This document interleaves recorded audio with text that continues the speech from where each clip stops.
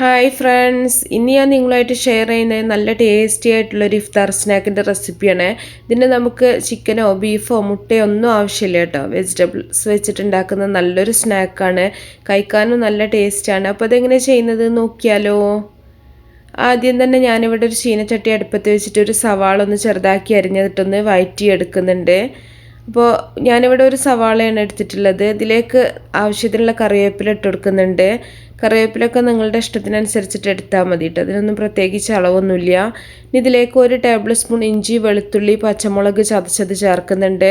പച്ചമുളക് വേണമെങ്കിൽ നിങ്ങൾക്ക് ചെറുതാക്കി അരിഞ്ഞത് വേണമെങ്കിൽ ചേർത്ത് കൊടുക്കാം. ഞാനിവിടെ ഇഞ്ചിയും വെളുത്തുള്ളിൻ്റെയും കൂടെ ചതച്ചെടുക്കുകയാണ് ചെയ്തിട്ടുള്ളത്. എല്ലാം കൂടെ നമുക്ക് നല്ല പോലെ ഒന്ന് വഴറ്റിയെടുക്കുക. ചെറിയ തീയിലിട്ടിട്ടൊന്ന് വഴറ്റിയെടുത്താൽ മതി. ഇതൊന്ന് വഴന്ന് വരുന്ന സമയത്ത് നമുക്കിതിലേക്ക് കുറച്ച് മഞ്ഞൾപ്പൊടി ചേർത്ത് കൊടുക്കുക. ഒരു 1/4 ടീസ്പൂൺ മഞ്ഞൾപ്പൊടി, അതുപോലെ നിങ്ങളുടെ എരിവിന് ആവശ്യമായിട്ടുള്ള മുളക് പൊടി. ഇനി ഇതിലേക്ക് ഒരു 1/2 ടീസ്പൂൺ ഗരം മസാലയും കൂടെ ചേർത്തിട്ടുണ്ട്.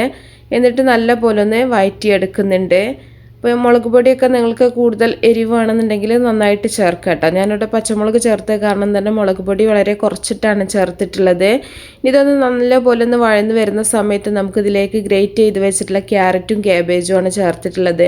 ഇതിന് പ്രത്യേകിച്ച് അളന്നിട്ടൊന്നുമല്ല ഞാൻ എടുത്തിട്ടുള്ളത്. ഞാനൊരു വലിയ ക്യാരറ്റ് എടുത്തിട്ടുണ്ടായിരുന്നു. അതുപോലെ ക്യാബേജിൻ്റെ ഒരു കഷ്ണം കൂടെ നല്ലപോലെ ഒന്ന് ഗ്രേറ്റ് ചെയ്തെടുത്തിട്ടുള്ളതാണ്. എന്നിട്ട് നമുക്കിത് നല്ലപോലെ ഇളക്കിയൊന്ന് മിക്സ് ചെയ്തെടുക്കാം.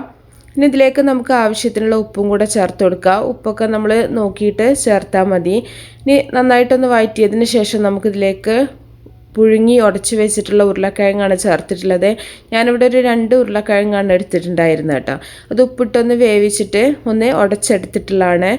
അതും കൂടെ ഇതിൽ ചേർത്തിട്ട് നമുക്കിത് നല്ല പോലെ ഒന്ന് മിക്സ് ചെയ്തെടുക്കുക. നമ്മൾ സാധാരണ കട്ട്ലറ്റിലേക്കൊക്കെ ഉണ്ടാക്കിയെടുക്കുന്ന പോലെ തന്നെയാണ്, പ്രത്യേകിച്ച് വ്യത്യാസങ്ങളൊന്നുമില്ല.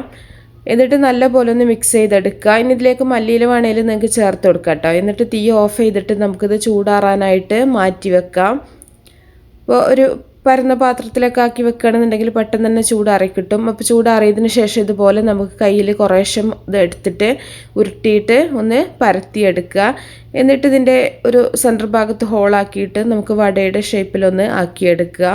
ഇത്രയേ ഉള്ളൂ. നമ്മുടെ കട്ട്ലറ്റൊക്കെ ഉണ്ടാക്കുകയാണെങ്കിൽ നമ്മുടെ കട്ട്ലറ്റിൻ്റെ ഷേപ്പിൽ അങ്ങനെ നമ്മൾ ചെയ്യുന്നതിന് പകരം ഈ വടയുടെ ഷേപ്പിലാക്കിയെടുത്താൽ മതി. പ്രത്യേകിച്ച് പണിയൊന്നുമില്ല, വളരെ ഈസി ആയിട്ട് ഉണ്ടാക്കാൻ പറ്റും. അപ്പോൾ ബാക്കിയെല്ലാം നമുക്ക് ഇതുപോലെ തന്നെ ചെയ്തെടുക്കാം. ഇതുപോലെ ആക്കിയതിന് ശേഷം നമ്മളിത് മൈദയുടെ ഒരു മിക്സിലൊന്ന് മുക്കിയിട്ട് ബ്രെഡ് ക്രംസിലൊന്ന് കോട്ട് ചെയ്തെടുക്കുകയാണ് ചെയ്യുന്നത്. അപ്പോൾ മൈദ കുറച്ച് വെള്ളവും ഒരു നുള്ളു ഉപ്പും കൂടെ ചേർത്തിട്ടൊന്ന് കലക്കിയെടുത്താൽ മതി. ഇല്ലയെന്നുണ്ടെങ്കിൽ നിങ്ങൾക്ക് കോഴിമുട്ട ഒന്ന് അടിച്ചിട്ട് അതിൽ മുക്കിയെടുത്താലും മതി കേട്ടോ. ഞാനിവിടെ മുട്ട ചേർക്കണില്ല, അതുകൊണ്ട് തന്നെ ഞാനിവിടെ മൈദയുടെ ഒരു മിക്സിൽ മുക്കിയിട്ട് ഇതുപോലെ ബ്രെഡ് ക്രംസിലൊന്ന് കോട്ട് ചെയ്തെടുക്കുകയാണ് ചെയ്യുന്നത്. അപ്പോൾ ബ്രെഡ് ക്രംസിന് പകരം നിങ്ങൾക്ക് സേമിയ അല്ലെങ്കിൽ കോൺഫ്ലേക്സ് ഒക്കെ എടുക്കാം കേട്ടോ.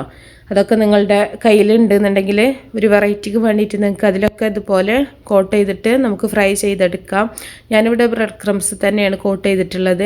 ഇനി നമുക്ക് നല്ല ചൂടായിട്ടുള്ള ഓയിലിട്ടിട്ട് നല്ല പോലെ ഫ്രൈ ആക്കി എടുക്കാം. അപ്പോൾ നല്ല ചൂടായിട്ടുള്ള ഓയിൽ തന്നെ ഇട്ടിട്ട് ഫ്രൈ ചെയ്യട്ടോ. തീ നമ്മൾ കുറച്ച് വെക്കേണ്ട ആവശ്യമൊന്നുമില്ല, ഉൾഭാഗം വേവേണ്ട ആവശ്യമൊന്നുമില്ല. നമ്മുടെ മസാലയൊക്കെ നന്നായിട്ട് വേവിച്ചിട്ട് എടുത്തിട്ടുള്ളതാണ്. അപ്പോൾ നമുക്ക് പുറം ഭാഗം നല്ല പോലെ ഒന്ന് മൊരിഞ്ഞിട്ടുണ്ടെന്നുണ്ടെങ്കിൽ തിരിച്ചും മറിച്ചിട്ടിട്ട് നമുക്കിത് ഫ്രൈ ആക്കി എടുക്കുക. വളരെ ഈസി ആയിട്ട് ഉണ്ടാക്കാൻ പറ്റും. വെജിറ്റബിൾസ് മാത്രമാണ് നമ്മളിതിൽ യൂസ് ചെയ്തിട്ടുള്ളത് കേട്ടോ. അതിൽ നമ്മൾ കോഴിമുട്ടയൊന്നും ചേർത്തിട്ടില്ല. അപ്പോൾ വെജിറ്റേറിയൻസ് ആയിട്ടുള്ള ആൾക്കാർക്ക് നല്ല ടേസ്റ്റി ആയിട്ട് ഉണ്ടാക്കാൻ പറ്റുന്ന നല്ലൊരു സ്നാക്കാണ്. അപ്പോൾ 2 ഭാഗവും നല്ലപോലെ ആയി വരുന്ന സമയത്ത് നമുക്കിത് ഓയിലിൽ നിന്ന് കോരി മാറ്റാം. എന്നിട്ട് ബാക്കിയുള്ളതൊക്കെ നമുക്കിതുപോലെ തന്നെ ഫ്രൈ ആക്കി എടുക്കാം. അപ്പോൾ ഞാൻ മുഴുവനൊന്നും ഫ്രൈ ചെയ്യുന്നൊന്നും കാണിക്കണില്ല, വെറുതെ ടൈം വേസ്റ്റ് ആയി പോകും. അപ്പോൾ എല്ലാവരും ഉണ്ടാക്കി നോക്കുക. എന്നിട്ട് നിങ്ങൾ ഇഷ്ടപ്പെട്ട ലൈക്ക് ചെയ്യുക, ഷെയർ ചെയ്യുക, മാക്സിമം സപ്പോർട്ട് ചെയ്യുക. അപ്പോൾ നല്ല നല്ല റെസിപ്പികളൊക്കെ ആയിട്ട് നമുക്ക് അടുത്തൊരു വീഡിയോയിൽ കാണാം. ഓക്കേ.